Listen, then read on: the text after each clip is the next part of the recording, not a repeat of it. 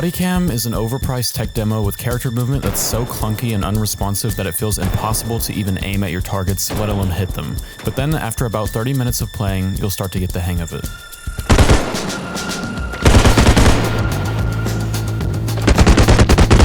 At some point, something just clicked, and in one moment, I went from feeling like I'd never be able to hit anything to feeling like every single shot was connecting.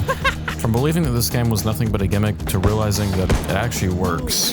There's no way. I've always said that I hated Escape from Tarkov because it feels like trying to control a real human body with a mouse and keyboard. And I still stand by that, but somehow Bodycam takes that concept, turns the knob up to the max, and gets the complete opposite reaction from me. I think the difference is that Tarkov buries its ultra-realistic movement and gunplay under a mountain of other features, and while this isn't a bad thing by any means, having to go through the expansive maps, looting, complex health systems, stamina, hydration, full in-game economy, character progression, and quests, and then getting into a fight and it feeling hugely unresponsive when compared to every other popular first-person shooter, it's just unsatisfying. A standard of gunplay has been set by the industry, and when Tarkov breaks that after piling so much information on new players, it's overwhelming. You'll spend a lifetime building something up in Tarkov just to lose it in the most awkward gunfight you've ever experienced in a video game. Dying in Tarkov feels like losing a loved one, while dying in Bodycam feels like dying in Airsoft or something. The stakes are so low by comparison, but it's so immersive that every death still gauges a reaction. I never play games like Call of Duty or Battlefield because the combat is so low stakes that I get bored, but in this case, I think that the stripped back gameplay loops do the game a huge favor. Both Tarkov and Bodycam attempt to reinvent the wheel in some sense, but Tarkov puts that wheel on an airplane while Bodycam puts it on a car you've driven your whole life. Bodycam is so absurdly different from anything you've ever played before, but its gameplay loop is incredibly digestible, causing it to feel super fresh and unique without feeling too overwhelming. But that's enough comparing two games that aren't even remotely similar. Bodycam isn't really comparable to anything I've ever played before. This game kind of does everything wrong. When it comes to PvP shooters, typically you want to prioritize performance, visual clarity, and responsive gunplay. If any of these three components fall short, it will leave players feeling hindered by something outside of their control. Bodycam abandons all three of these, as developers had one goal in mind when designing this game: make it look as realistic as possible. Any and everything else comes second. This exclusive prioritization of what's typically the last part of development led the developers to go against the key components of conventional shooters, and in the process, they stumbled into new territory and found gold. This game has camera lens dirt, a permanent vignette on the edges, blinding glare, sickening levels of view bobbing, overexposed bright areas, and underexposed shadows. Of course, these all come together to make the game look cool as hell visually, but what I was surprised to find that I enjoy most about these visuals isn't the realism, but the way that they impact the gameplay experience. Dark areas are pitch black, and as games progress, there's a dynamic day, night, and weather cycle. When the sun goes down, the game completely changes, and your flashlight becomes your best friend and your worst enemy. You'll need to use it to be able to see anything, but turning it on will reveal your position. This will lead you to having to find a balance of maneuvering around quickly, activating and deactivating your flashlight until eventually you run into someone. This is a style of combat I've literally never experienced in any other game before. As the sun sets, this game transforms into a sort of horror game. The mix of the stylized camera, moody environments, and the bipolar sound design makes for combat that feels genuinely scary. When it's dark, I'm constantly on edge because any shadow could be an enemy, and any second my eardrums will be decimated, followed by a death screen.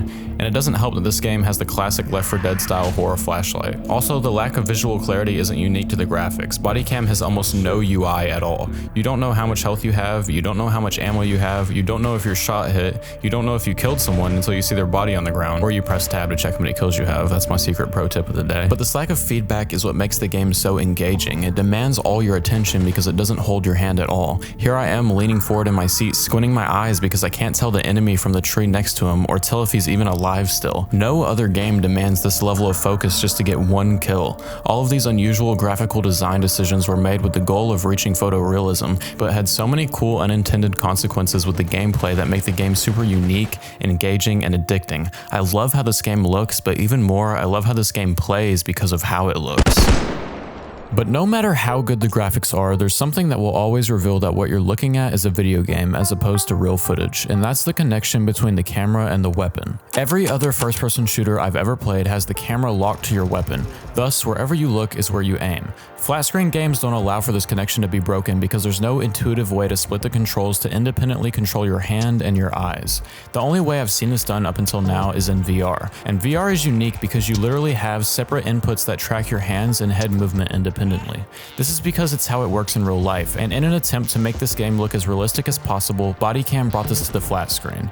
Kind of. This is why so many people who play the game say, It feels like I'm playing VR without the headset on. You do get the VR experience without paying for VR, that's true. Bodycam is in a weird in-between state where the camera and weapon are disconnected, but they're still controlled by the same input. Initially, I thought that the mouse only controlled your weapon and that the camera would follow behind on its own. However, after looking more closely, I realized this wasn't the case, as there's no real delay between your mouse movement and the camera movement. The way the game actually goes about achieving this seems to be relatively complicated, but it feels to me that your weapon has a higher sensitivity than your camera. So while they both begin moving immediately when you move your mouse, the weapon will land first and the camera will follow behind after. However, this is only the case within a certain area of your field of view. At a certain point, your camera will move to match your weapon sensitivity to avoid rotating it out of your line of sight. The nose of your weapon always leads the movement and the rear end will follow behind, lining up the camera to be able to aim down sight. This is what gives weapons a snake-like appearance and movement, and as a result, any adjustment while aiming will cause you to lose sight picture. As you would expect, this feels really bad at first, but once I got used to it,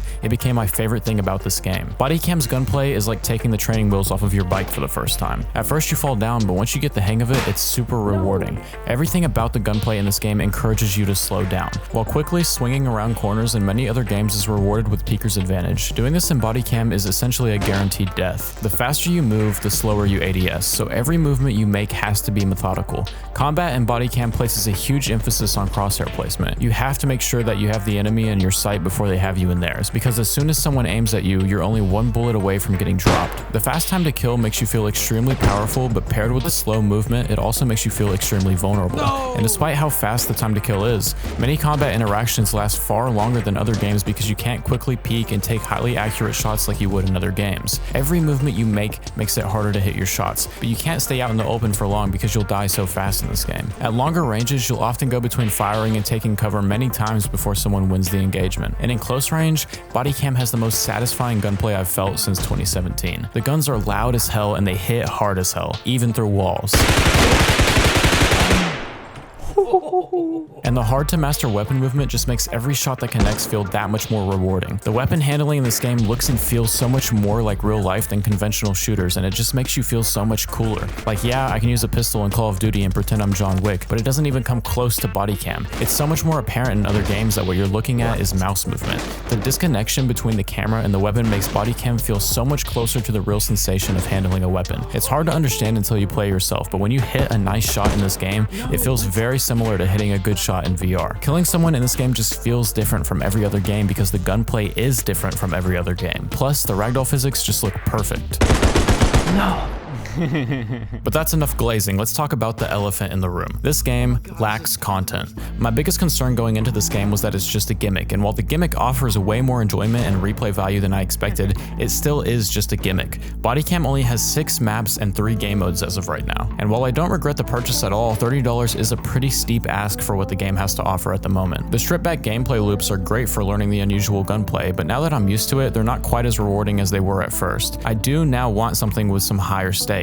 As overdone as the genre is, something like a 20-player or so battle royale mode would be super cool to experience with this game's gunplay. And right now we don't have a ton of variety in weapons either. Having actual scopes and bolt actions would be a welcome addition, and more content will be coming with time. The developers have been regularly updating the game. While making this video, they've already added a hospital map, an MP5, and laser sights on top of a ton of bug fixes and quality of life changes. I genuinely do believe in the longevity of this game despite how gimmicky it is. I'm shocked by how much this game connected with me. The visual style and unusual gunplay had so many intended and unintended consequences that scratched an itch that I never knew I had. In an industry that constantly disappoints me, Bodycam has left me very pleasantly surprised. Ah, that.